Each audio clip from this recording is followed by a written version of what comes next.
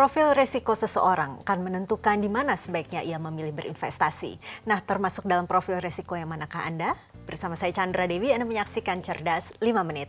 Dan di studio Metro Manulife saat ini saya telah ditemani oleh Bapak Igri Arisudana, Investment Specialist dari PT Manulife Asset Management Indonesia. Selamat pagi Pak Ari. Selamat pagi Bu Chandra.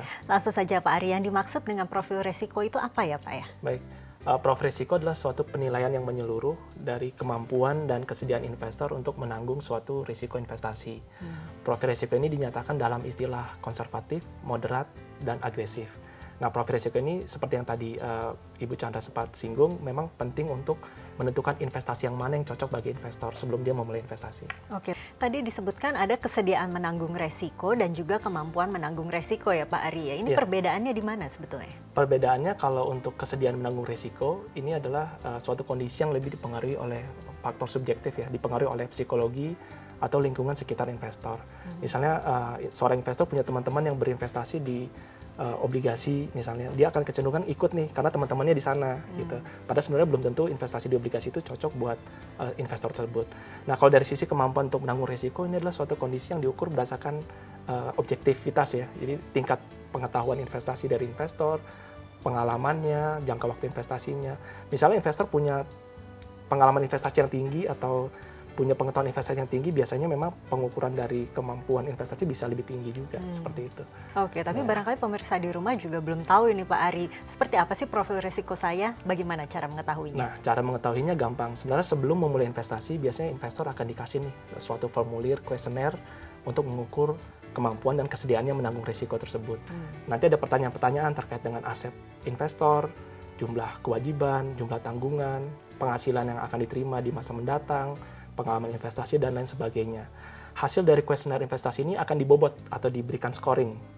Nah, skornya ini akan semakin tinggi jika memang kemampuan dan kesediaan investor itu semakin tinggi, hasil akhirnya di skor profil risikonya akan semakin tinggi atau semakin mengarah ke profil yang agresif.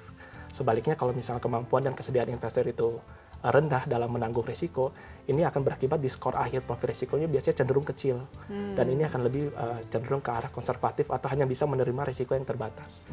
Oke, tadi kan saya juga sempat singgung, tadi kan sudah mengenai konsep dari profil risiko. Tadi Pak Ari singgung ada yang risiko konservatif, moderat, dan juga agresif. Bisa dijelaskan barangkali definisi dari ketiga hal ini? Nah, untuk profil risiko konservatif, ini adalah investor yang hanya bisa menanggung risiko terbatas atau fluktuasi terbatas. Dan biasanya juga hanya mencari tingkat hasil investasi yang relatif sedikit di atas deposito atau sedikit mengalahkan inflasi. Jadi untuk nasabah yang profil risiko konservatif ini sebenarnya cocok untuk investasi di kelas aset obligasi atau di reksadana pendapatan tetap. Nah, untuk yang istilah profil risiko moderat, ini sebenarnya investor yang punya kemampuan untuk menanggung risiko yang lebih tinggi lagi dari yang konservatif. Dia bisa menerima sebagian dari fluktuasi pasar saham. Jadi sebenarnya dia bisa cocok untuk investasi yang ada instrumen sahamnya. Misalnya reksadana campuran yang ada campuran obligasi dan saham. Sedangkan untuk investor yang agresif ini yang memang punya tingkat nanggung resiko investasi yang lebih tinggi lagi dan memang benar-benar mau mencari pertumbuhan nilai pokok investasi yang tinggi lah, kalau bisa setinggi-tingginya gitu ya.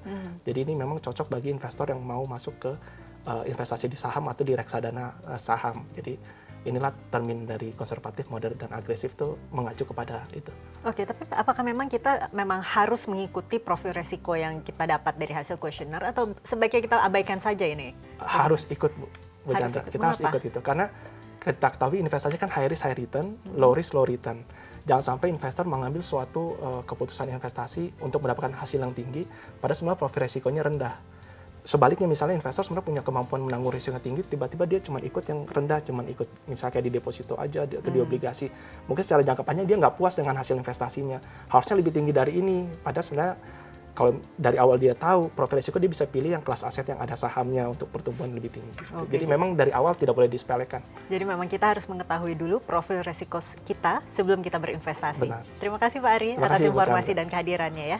Dan pemirsa, demikianlah Cerdas 5 Menit Cerdas Finansial untuk episode kali ini. Saya Chandra Dewi, terima kasih atas perhatiannya. Sampai jumpa. Dipersembahkan oleh